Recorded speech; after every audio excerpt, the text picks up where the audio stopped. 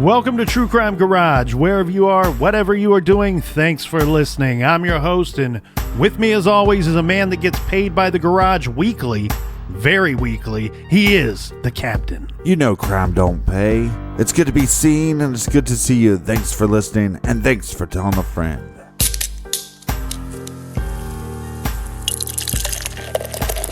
This week we are drinking Anytime Minutes by the Willows Family Ales, garage grade 3 3/4 bottle caps out of 5. There is no need to wait for a certain time of day to enjoy a great beer, especially when that beer is Anytime Minutes Double IPA. I like to start at 6 a.m. This is a juicy beer with razor sharp hops, and this week's beer was brought to us by these sharp individuals. First up, we have Drew Morton in Los Angeles. And a big shout out to Anthony in Ringgold, Georgia. Next up, a shout out to Sean in Lowborough. He says he is the original captain. Original doesn't mean the best. And a big we like your jib to Sandra in Pickerington, Ohio. Go Tigers. And a big thank you to Kim in Houston, Texas. And last but certainly not least, we have Pamela in Griswold, Iowa. So thanks to all of you for going to truecrimegarage.com and clicking on that donate button. If you want to help us out with next week's beer run, you do the same thing. BEERRUN, beer run, and that's enough of the business. All right, everybody gather around, grab a chair, grab a beer. Let's talk some true crime.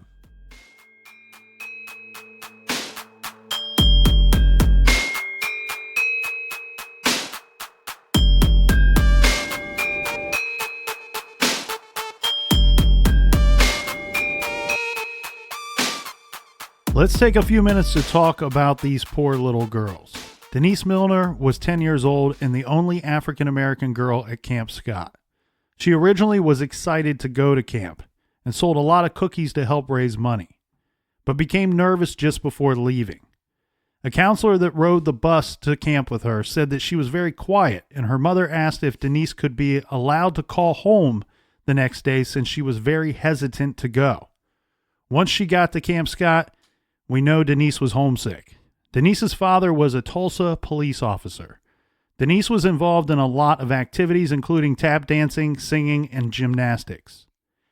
Betty Milner, her mother, related what happened to her when she found out when her daughter was dead, saying, "They told me Denise is dead. She and 2 other girls. I asked if it was an accident," adding, "I could accept an accident. Then they told me she had been beaten to death." Betty was the one that urged her daughter to go to camp. That's probably something that weighs on her pretty heavily. Lori Farmer was very mature for her age. The blonde-haired, brown-eyed little girl skipped a grade because she was so advanced. Lori was just 8 years old, but her birthday was in June, and her parents, Bo and Sherry, planned to visit their daughter at camp on her special day. Sherry Farmer said her husband, Bo, arrived back from his overnight shift at a hospital. Said he looked awful, ghost white. Then she noticed he wasn't alone. With him was his colleague, Dr. Anderson. Anderson spoke first. He said, "Sherry, you need to sit down." And I said, "No, I'm not going to sit." He said, "Lori is dead. Where do you put that in your brain?" "There is no place to put that," she said. Sherry has been haunted by her daughter's final moments in the presence of 1 or more killers. Lori's letter home, written that night, reads, quote, "I've met 2 new friends. I'm sharing a tent with them. We're sleeping on cots. I couldn't wait to write. Love, Lori." Since her daughter's death, Sherry Farmer has taken up the cause of victims' rights. Over the past 4 decades, she has met, spoken to, and counseled thousands of people in classes, seminars, and one-on-one. Together with her husband, Farmer also started a Parents of Murdered Children's chapter in Oklahoma. Farmer said, quote, "If you have something bad happen, ask yourself, how can this help anybody else?" Yeah, they constantly say when you feel bad about your situation, then give service to others. And through that, you'll feel positivity. Michelle Gousset was 9 years old when she left for Camp Scott, which she attended and loved the previous summer. She was also into soccer. She left explicit instructions to her parents to water her plants while she was gone. Her parents said that they were told that their daughter had been killed, but they learned of actual circumstances of her death from the TV news. After Michelle's death, her father threw himself into victims' rights efforts in Oklahoma. becoming a leading voice and volunteer of the Crime Victim and Witness Bill of Rights, a package of laws adopted by state legislature. From there, Gousset was appointed by the governor to the Crime Victims Compensation Board, which was created in that effort. He said, quote, "This is my commitment to our situation," Gousset said in 1994 after 13 years of never missing a board meeting. Stated, "Because of my daughter, maybe the world will be a little better place to be. Hopefully some good is coming out of this." On June 23rd, 1977, 10 days after the murders, Mays County District Attorney Sid Wise called a news conference.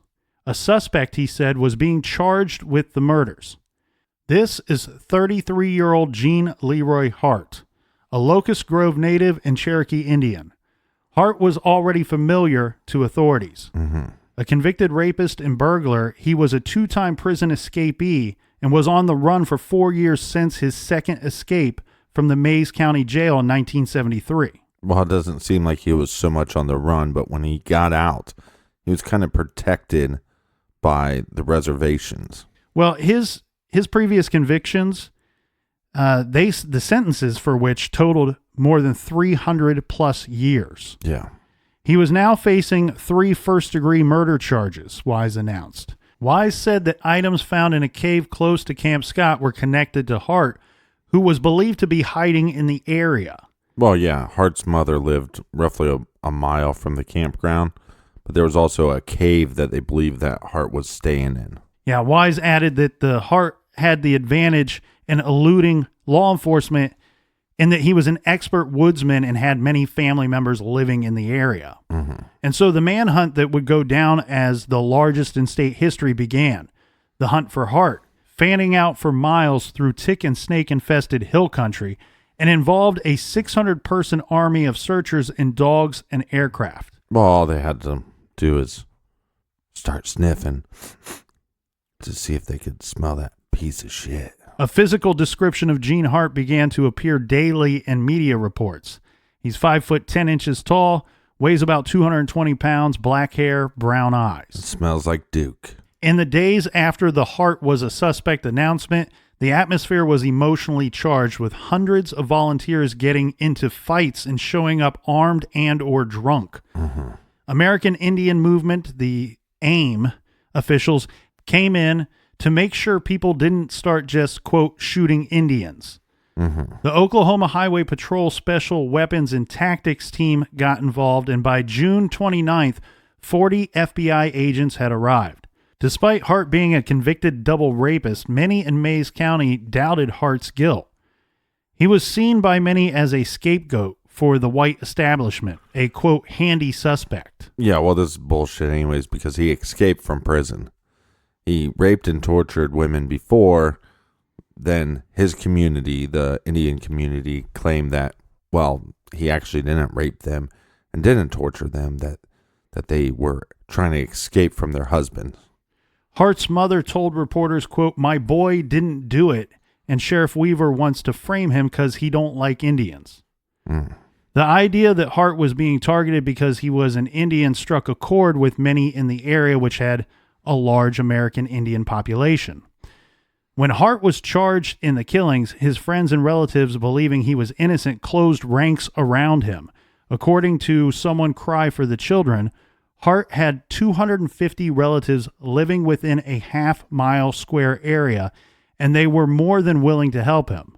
Other sympathizers agreed that Sheriff Weaver had a personal grudge against Hart, but they thought it was because Hart had escaped twice from his jail. Those escapes former journalist Mike Wheat believes had helped create an aura of mystery about Hart. Quote, "He had become this folklorish kind of character, a local legend," said Wheat.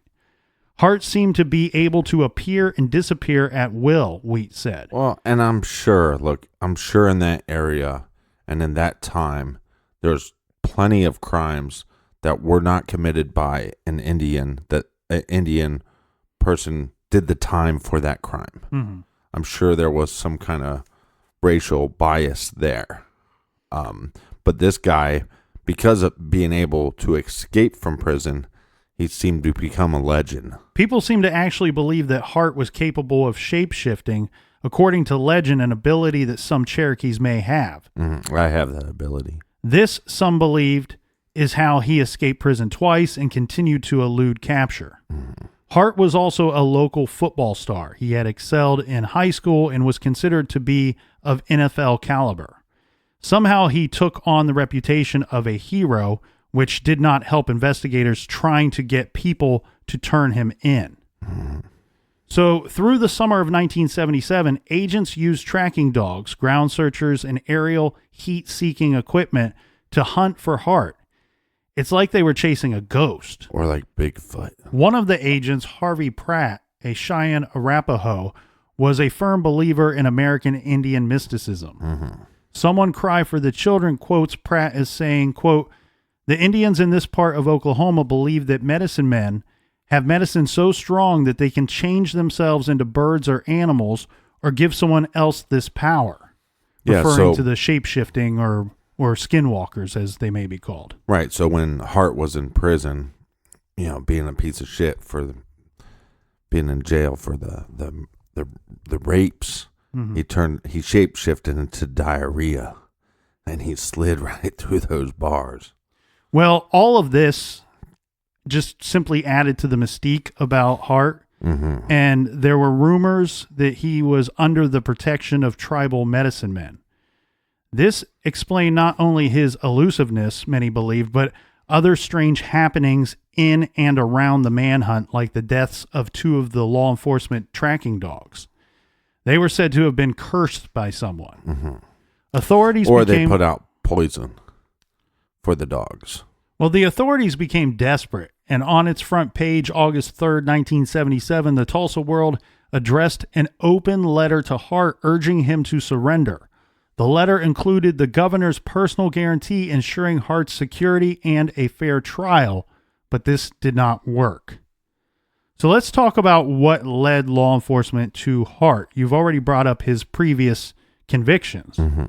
So we have Sheriff Weaver, and we also have Agent Linville. They stated that within hours of the murders at Camp Scott, authorities were making a list of people they thought could have done this, people whose M.O. was similar. Jean Hart's name was on this list. His M.O. and his previous crime had some similarities, particularly the cord and tape method of binding multiple young victims. Locals were likely right that Weaver did have a grudge against Hart. He had been able to elude authorities since his second escape from Weaver's jail in 1973. There are local rumors also that Weaver had personal reasons to hate Hart, something about a woman. I've gone through all those rumors. They all go back to some kind of relationship with a woman. I'm unclear of the details of such. Was it a woman Bigfoot?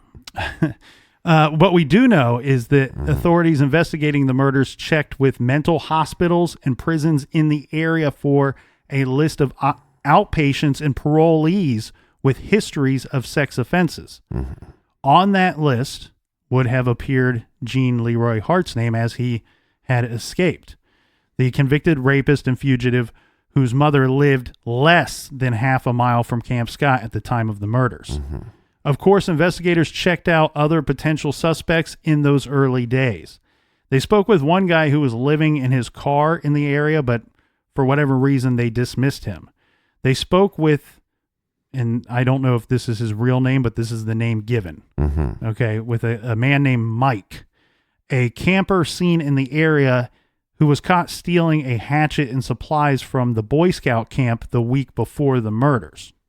A Native American hitchhiker was arrested as well and was released after questioning. So they did look at some other individuals. Now, 3 days after the murders, 2 squirrel hunters found a flour sack with some fresh human excrement with wadded up newspaper in front of a cave 3 miles southwest of Camp Scott.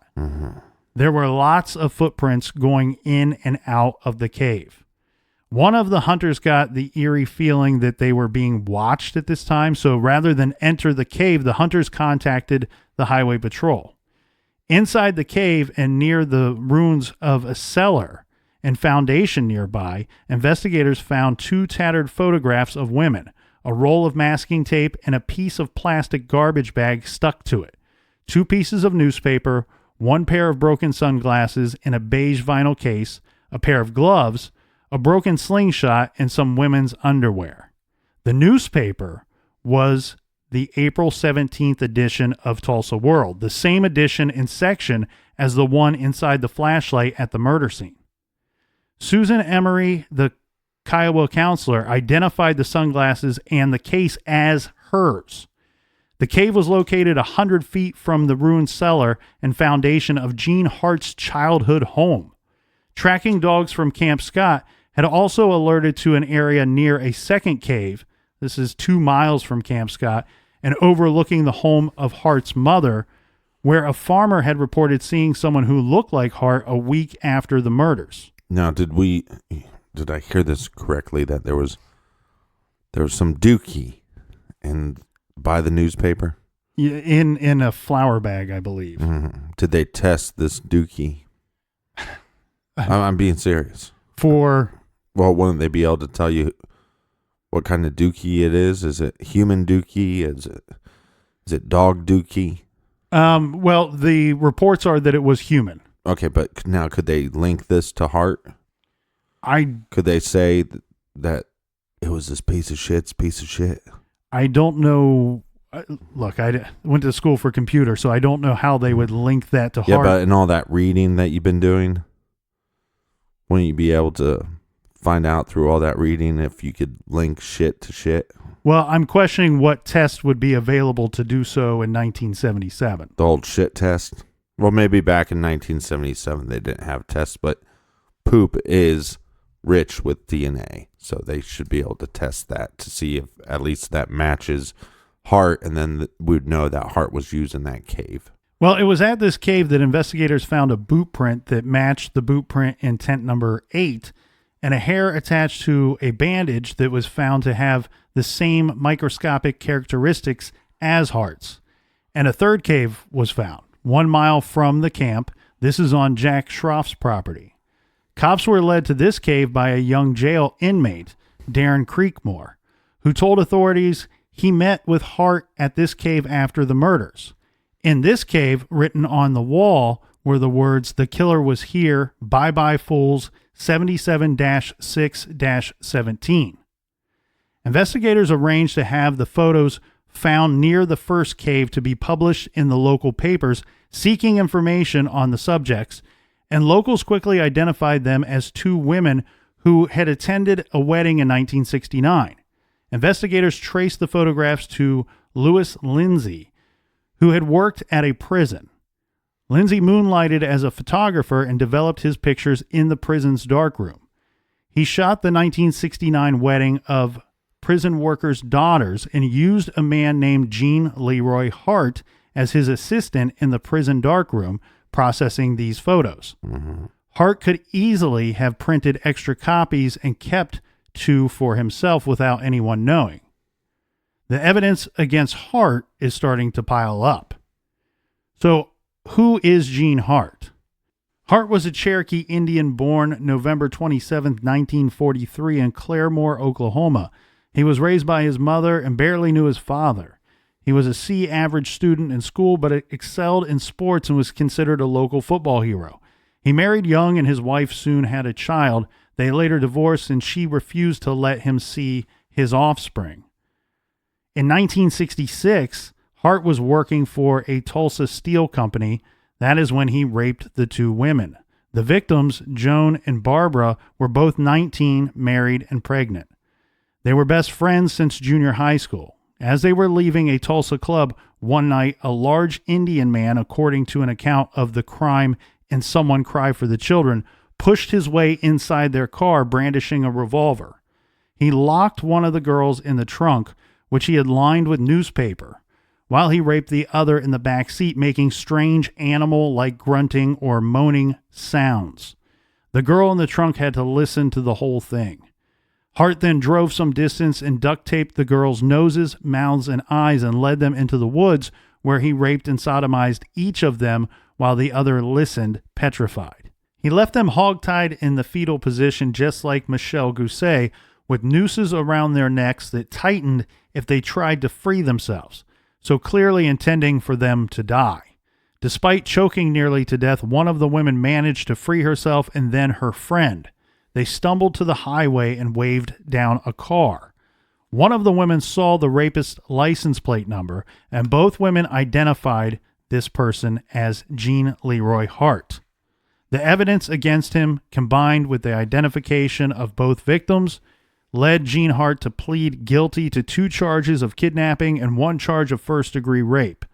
He was sentenced to a very light 3 10-year terms served concurrently, and he was paroled after serving just 28 months. This was in March of 1969. One of the rape victims told police Hart tried on her glasses. He wore them while he was driving, and he kept them. Hart was soon arrested again in June 1969 after attempting to burgle the home of a female police officer who awoke to find him entering her apartment. Cops pinned 3 other burglaries on him as well. Hart refused to take a plea deal, and in 1970 he got a stiff sentence of 305 years in prison. So it's nice to find out that the burglaries, not the rapes of 2 pregnant women, were what got him this life sentence. He escaped from the county jail in May of 1972, jumping off the roof. He was recaptured 11 days later and was assigned to the state penitentiary. In April 1973, Hart was transferred back to the county jail. In September 1973, he escaped again, hacksawing his way out with a saw supplied by a friend. Accompanied by 2 inmates, Hart was still at large when the Girl Scout murders occurred 4 years later. Investigators spent long nights in the woods as they continued surveillance on places they thought Hart might be hiding. Finally, they got a break. By late September 1977, reward money gathered from various sources had grown to more than $20,000, and that was enough for one informant to offer police help in finding Hart. This from the Tulsa World newspaper. Quote, "The informant told authorities that Hart's brother-in-law was plotting to drive Hart to the Cherokee Reservation in North Carolina. So the OSBI put a tracking device on the brother-in-law's car. The agent's plan was thwarted when Hart supporter who worked at the police headquarters snitched and told Hart's family about the bug. But eventually the OSBI informant learned Hart was staying with an old man in a tar paper shack in the Cookson Hills. On April 6, 1978, OSBI agents closed in and took Hart by surprise without a single shot being fired. The manhunt lasted 10 months, consumed more than 10,000 man-hours, and cost the taxpayers $2 million. It's worth noting that when Hart was captured, he was wearing shorts, a tank top, and women's glasses. Once Hart was captured and trial loomed, Indian activists spoke up for Hart. His supporters sponsored benefits to raise money for his defense. Their vehicles sported bumper stickers that read, quote, "The Heart of Jean Country." The American Indian Movement sent representatives to Oklahoma to monitor the situation, and the Cherokee Nation Tribal Council voted to donate $12,500 for Hart's defense.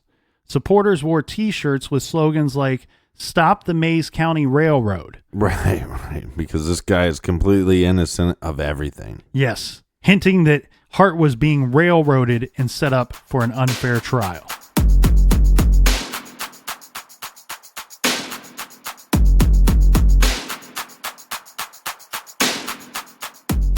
What makes an assassin? When does frustration and anger turn to violent action? The new podcast, Assassinations by the Parcast Network, takes a deep dive into the life of some of the world's most infamous assassins to uncover little-known facts about the assassins, what motivated them to kill, and the effect that it had on history. These assassinations are examined through the lens of both the target and the assassin, asking, did the assassin ultimately achieve his underlying objective? And if so, how did it change the world? If you love true crime and you want to know all the facts behind the world's most famous assassinations, then you need to listen to the Assassinations podcast. New episodes come out every Monday. Check out the 3-part episode on John F. Kennedy, the international pop star Selena, right now. and look forward to upcoming episodes on John Lennon and Indira Gandhi. Search and subscribe to Assassinations wherever you listen to podcasts. Again, that's Assassinations, ASSASSINATIONS. Or visit parcast.com/assassinations to start listening now. That's Parcast, PARCAST.com/assassinations to listen now. Support for today's show comes from White Boy Rick, based on the unbelievable and shocking true story of Rick Warshie Jr., set in the 1980s Detroit at the height of the crack epidemic and the war on drugs. White Boy Rick is based on the moving true story of a blue-collar father and his teenage son, Rick Warshie Jr. Rick begins as an undercover police informant. However, he's seduced and lured by the easy money, and he becomes a drug dealer himself, and eventually is abandoned by his handlers and sentenced to life in prison. Starring Academy Award winner Matthew McConaughey, anything with Matthew is all right by me, and introducing Richie Merritt. Don't miss White Boy Rick. It's rated R. It's now on digital, and it comes out on Blu-ray December 25th. Go deeper into the story with the mini documentary, The Unknown True Story of Rick Warshie Jr., which is included in the digital and Blu-ray extras. Check out White Boy Rick today. The New Yorker is an iconic magazine that represents the best writing in America today. Beyond publishing the best writers in the world, The New Yorker holds people in power accountable through rigorous reporting and compelling storytelling. Plus, they write beautiful pieces on subjects that readers might not have previously put much thought into, and incorporate features like poetry, fiction, cultural criticism, and satire into every issue. Get the best writing anywhere, everywhere, with home delivery in the print edition each week. Or read on the go with the New Yorker Today app or via Google News. Here in the garage, we love the New Yorker. Oftentimes, our research will lead us to the New Yorker because they are trusted and respected throughout the industry. Don't wait. Go to newyorker.com/garage. Listeners of True Crime Garage save 50% when they enter code GARAGE. With this special offer, you'll receive 12 issues for just $6, plus get the exclusive New Yorker tote bag. You can choose between print, digital, or a combo subscription. Subscribe to the New Yorker and read something that means something. That's 12 issues for $6 and a free tote bag when you go to newyorker.com/garage.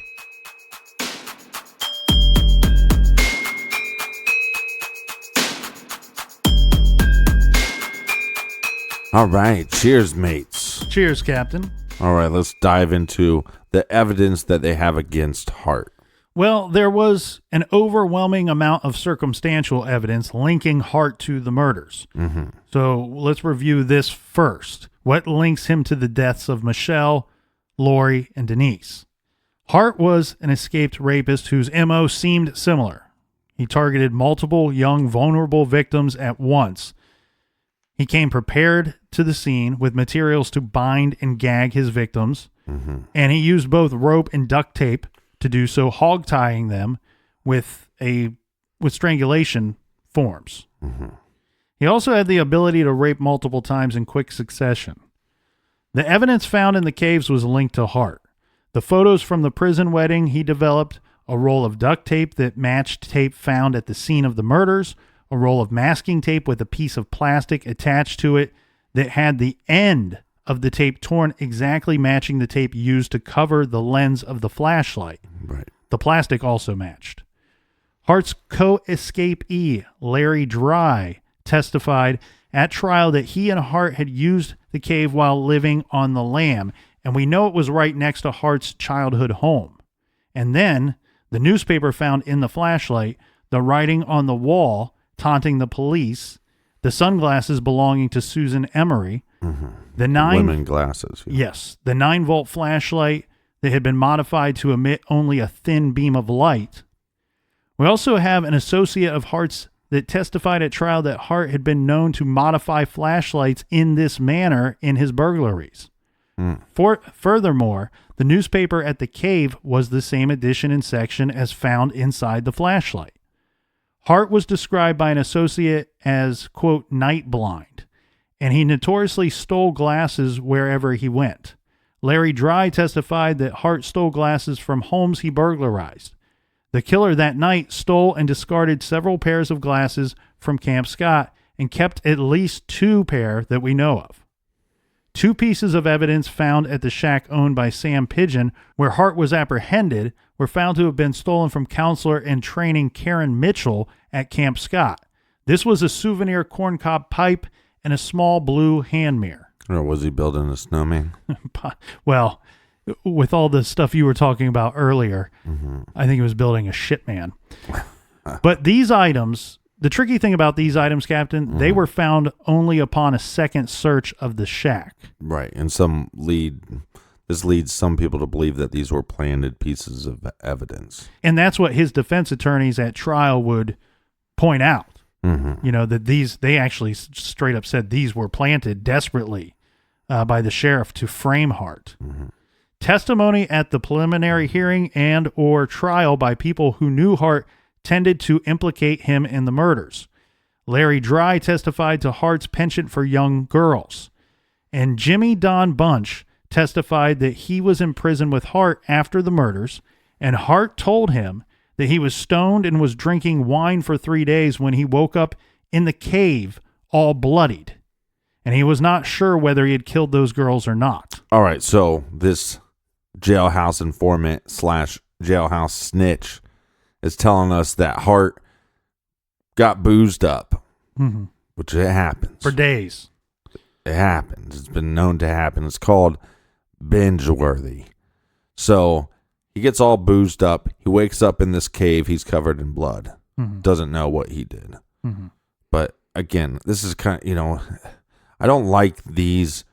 To me, this is not evidence. To me, this is less than hearsay. Right. Because it's a jailhouse snitch. Larry Dry testified that he and Hart broke into Camp Scott more than once when it was empty to steal food. So, as we all suspected, Hart was clearly familiar with the camp. So let's talk about physical evidence, shall we, Captain? We shall. Well, first off, we have speculated about some different weapons and some things found, but technically, as far as this case goes and as far as what is on record, there is no weapon, no murder weapon that was found. And we also have no fingerprints were found that they could link to Hart. There was a single hair on Denise Miller's body that forensic experts who analyzed it and testified stated it, quote, microscopically was similar to that of Hart. Right, similar, but not 100% positive it was Hart's. Correct. And we've learned things within the past 15 years that will suggest that it's very difficult to say this is a 100% match when you're comparing, hairs found at a scene and hairs found at another location. And the other thing, too, regarding the sexual assaults on the victims, the evidence left behind was complicated. Here's how it was explained by AY Magazine. Quote, seminal fluid obtained from the victims' bodies presented a conundrum. Sperm was present. Yeah, but Hart had a vasectomy earlier, so they claimed that he couldn't actually produce sperm. Correct. The prosecution argued that Hart's vasectomy was only partially successful. Consulting physicians said such cases could result in non-productive, deformed sperm. Hart had type O blood, as does 45% of the population. He was a secretor, like 80% of the population. The semen sample from the victims was from a non-white male who was a secretor with blood type O, and it contained deformed sperm. The number of people in the United States who met all of that criteria represented 0.002% of the population. The OSBI's website states the deformed sperm seemed to match a sample from Jean Hart. It's also worth noting, though, that the Oklahoma State pathologist who performed the autopsies, Dr. Neil Hoffman, claimed not to have found sperm. However, the OSBI conducted its own investigations, and they claimed sperm was present, and it was the same from each of the victims. So, simply meaning if the Oklahoma State Bureau of Investigation is correct in their stated findings, There was only one rapist who left deposits, and their analysis of physical evidence, including sperm samples and other bodily fluids, revealed that only 0.002% of the population met the unique characteristics contained in that evidence. This is obviously a very, very small percentage of population, but it does include Jean Hart. Right. 0.002. That's very, very small percent. What about the evidence that tended to show that it wasn't Hart? Mm-hmm. We have the boot print, which appeared to some people to be smaller than a size 11.5, the size Hart's lawyer maintained that he wore. Yeah, there's a bunch of conflicting stories about this. I've heard as small as 9.5 shoe size. The second shoe print was smaller. It was the sneaker print. And this was believed to be around size 7.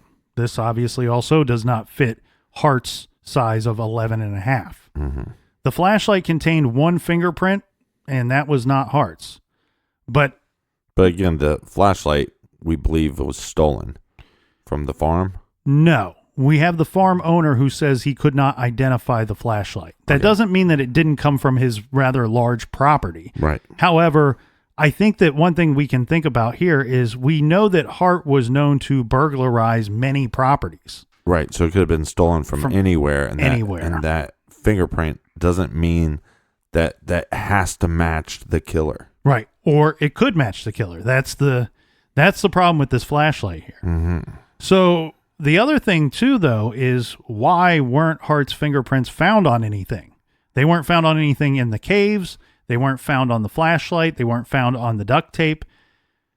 If investigators found fingerprints of Hart's at the murder scene or maybe even in the caves, their case would have been a lot stronger. So some more information came to light in the course of the two trials in this case. One was a civil trial and one was criminal. A month or two after the murders, a camp counselor named Michelle Hoffman contacted Barbara Day and told her a disturbing story. This occurred in April of 1977. The counselors had returned to their tent to find it ransacked, with their things scattered and some money missing. A box of donuts had been emptied and a note left inside the box. A counselor read the note, remarked how creepy it was, and threw it away.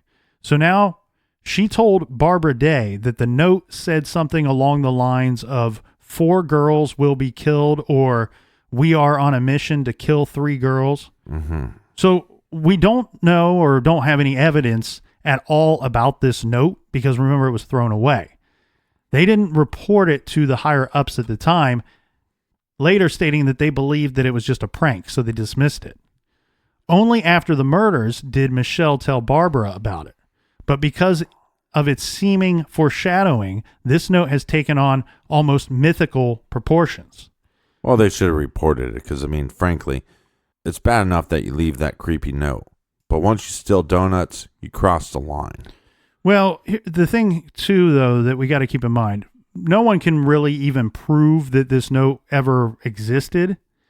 And if it did, no one can recall the exact wording on the note or even the number of girls that it threatened. Right, but my point is if you can prove that there was donuts and you can prove that there's some missing, you can prove that there's a monster out there. I think given this situation, I think it would be incredibly unlikely that the killer would have left a warning note, months in advance before killing these girls. My only thing would be, if you look at somebody like Hart that has done heinous crimes before, maybe he has wrestles with not wanting to commit the crime. Mm-hmm. And by maybe somehow when he went to steal something that he decided to leave a note to maybe stop himself. If he's hiding in the area and has been for quite some time and he's on the run from the police, I feel like it would be kind of a big, hey, here's somebody you should be looking for. Let's look around this area for what's going on. So do you think the note is just a bullshit story and maybe it's just to add to the urban legend of the whole thing? I don't want to call any of these people out because I firmly believe that anybody at the camp that day, that night, is probably traumatized in some form from this whole horrible horrific scene and tragedy. Of course. I mean, but take example of you're a counselor and you see some kind of glowing light, a flashlight in the distance in the woods, and you're tracking it, and then it disappears. At some point, you're going to go, I wish I would have checked that out further. But also, maybe if you're the one that checks that out further, you become a victim. Mm-hmm. So there'd be a lot of scenarios that are probably playing through these camp counselors' minds, the parents' minds, the campers' minds of what could have happened, what should have happened, and maybe what they could have done to stop it. Well, as you can see already in this case, to really tear through it, you have to have a lot of different boxes, a lot of different compartments to put all of this information. And the whole story about this note being left threatening the lives of some girls, I'm going to kind of put that in the box, the same box as Jean Hart was a shapeshifter box. Right, Bigfoot. The murder trial began on March 25th, 1977, after a month-long preliminary hearing, the longest in state history. The trial was held on the third-floor courtroom of the Mays County Courthouse in Pryor, with Judge William J. Ressler presiding. Special Prosecutor Buddy Follis Jr. and Chief Prosecutor Ron Schaefer were appointed to assist District Attorney Sid Wise, who later had to withdraw because of his alleged intention to profit from a book about the case. Apparently, he agreed to furnish a journalist with confidential information in return for part of the profits. The prosecution requested and was denied a change of venue. They were arguing that it was too much. There was too many people in the public that were in favor of Hart, that didn't believe that he was guilty. Too many supporters. Garvin Isaacs, a former public defender from Oklahoma City, was hired to defend Hart. This was after the unexplained departure of Hart's first attorney, Larry Oliver. Well, it baffles me, I know you're on a roll right now, but it still baffles me that Hart pled guilty to the charges that he was faced with before these 3 murders. Mm-hmm. He pled guilty to raping and the murders of those women, right? Mm-hmm. And it still seems like the community around him is like, yeah, he was lying about that. Yeah. You know what I mean? Like, it's almost like they dismissed that ever happened. Well, and here's the thing, too. You have to wonder, had he not pled guilty, what evidence they could have shown at that trial, because there would have been a trial. Mm-hmm. What evidence they could have shown at that trial may have changed the whole public's perception of this guy. Yeah. But because he pled guilty, he avoided a trial. Now, we talked about his first attorney in this trial, who he had this unexplained departure from the trial, Larry Oliver. Mm-hmm. Years later, Oliver went on to say that he felt Hart could have done it, and that's why he didn't represent him. He said that he felt that Hart had a, quote, dark side. Mm-hmm. Jury selection questioned 110 jurors that eventually led to 6 men and 6 women that were impaneled.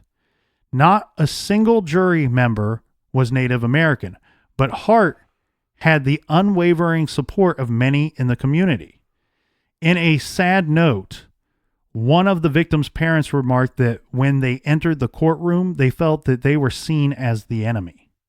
Media from all over the country flocked to the courthouse to attend the trial, and the atmosphere was described as a circus, with spectators lining up hours in advance to get seats. Native American activists attending and community supporters voicing their opinions throughout. The trial was sensational, punctuated from start to finish with outbursts. Both attorneys were frequently... I object. Yeah. Both attorneys were frequently called to the bench for reprimands as tempers flared and verbal jabs were traded. At one point, Schaefer, the prosecutor, even challenged Isaacs to go outside. To arm wrestle. During closing arguments by the defense, the audience would often applaud or holler. The judge was forced to clear the courtroom more than once during the trial. We won't go into the whole trial here, as we've already discussed evidence against Hart. But the state called 32 witnesses. And what we didn't mention fully is Larry Dry, the convict and former co-escapee of Hart's, testified that he and Hart hid out in the caves where evidence linked to the murders was found. Right. He also said he received 3 threatening letters from an unknown person who he assumed to be Hart, saying that if Dry told anyone where Hart might be hiding out, his wife and daughter were in danger. Counselor Celia Stahl testified that 2 Girl Scouts were scared when, quote, 2 mysterious men were near their tent sometime around the time of the murders.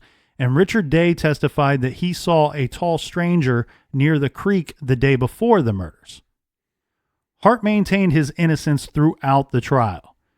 He stated in one press conference he gave before the trial that at the time of the murders he was in Tulsa at his uncle's house. The uncle conveniently died during the manhunt and couldn't testify at the trial. Nevertheless, even without an alibi, the defense went on the attack and effectively undermined much of the prosecution's case. Its witnesses testified that the hair and sperm evidence was not conclusive. It claimed evidence was planted, the mirror and the pipe, the photographs found near the cave, which had supposedly been seen in Sheriff Weaver's possession before they were found. It claimed a homosexual female counselor could have killed the girls. It even presented an alternative theory that another man had committed these murders. And although a witness who testified implicating this other man was eventually charged with perjury, the damage seemed to have been done. The defense rested without Hart taking the stand. 10 days after opening arguments, the jury began their deliberations. They retired for the night without a verdict and was ready within 30 minutes of convening the next morning. Wow. March 29th, 1979, they were ready with their decision.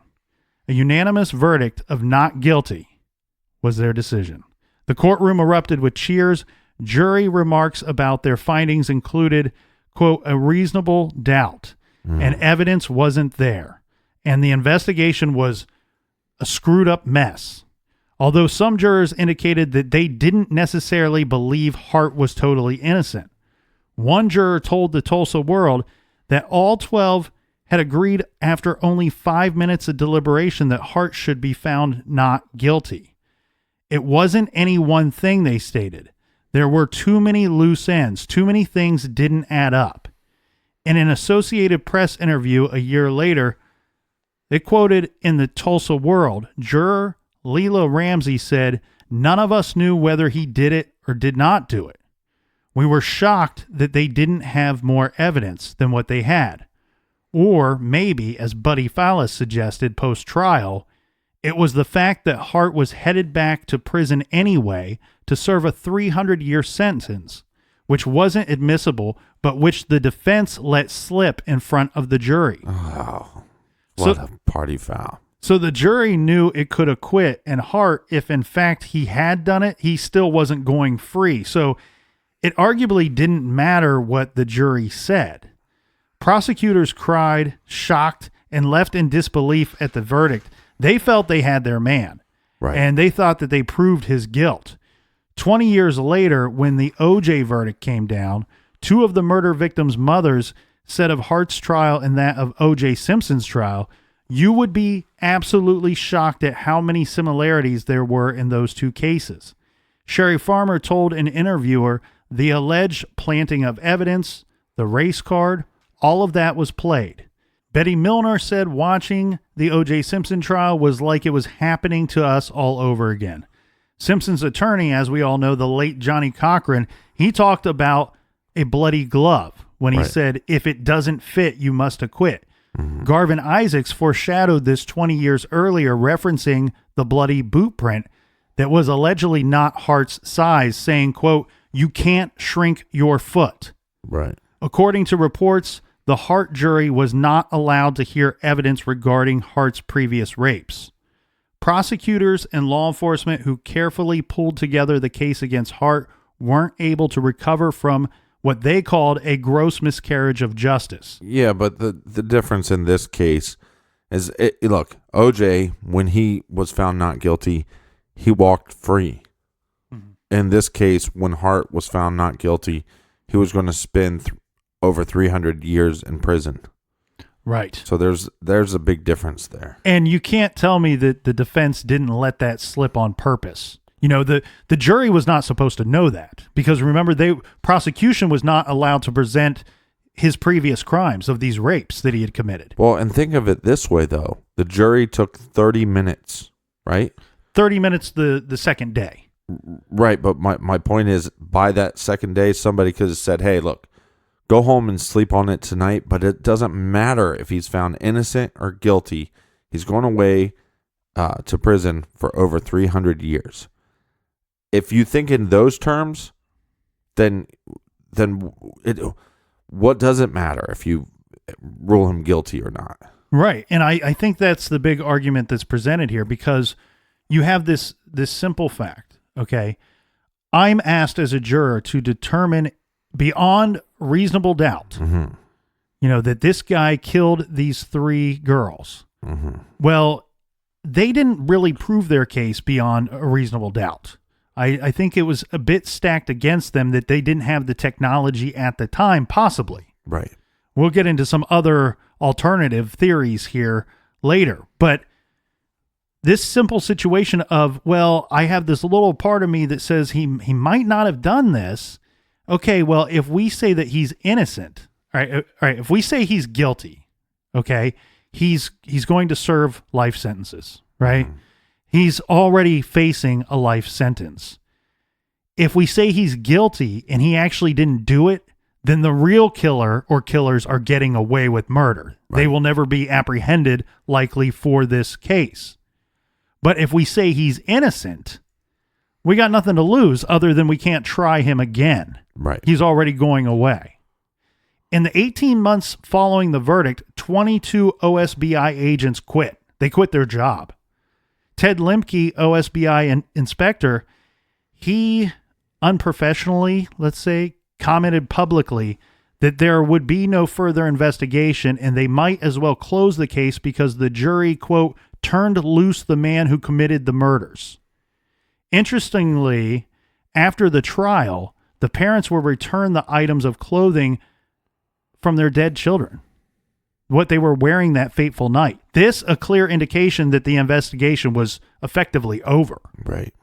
So the devastated parents looked for other ways to obtain justice for their daughters. In 1985, the farmers and milliners filed civil lawsuits against the Magic Council, claiming its negligence was partly responsible for the deaths of their daughters and seeking a $5 million judgment. At the civil trial, testimony from former campers and counselors included tales of thefts, break-ins, and strange happenings in the years and even weeks and days preceding the murders. A story came out that in 1976, 3 moms visiting the camp were asleep when a man looked into their tent. The story about the warning note in the donut box was addressed. Testimony was heard that on the night of the murders, screams were heard in the night, tents were opened by strange men or a strange man, and there were multiple sightings of a strange man or strange men in the woods, and girls were grabbed. But in the end, the jury ruled in favor of the council. So once again, the parents were left with no closure.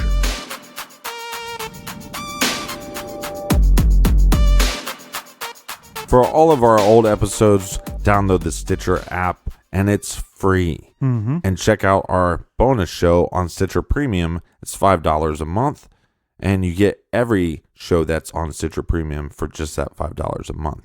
So it's not like these other shows that will just do like a Patreon where you pay them $5 a month. This is, you pay $5 a month to Stitcher, and you get all the shows that are on Stitcher Premium. A huge catalog plus our great show Off the Record. Thanks to everybody for joining us in the garage here today. We will be back for part 3 tomorrow. And until then, be good, be kind, and don't litter.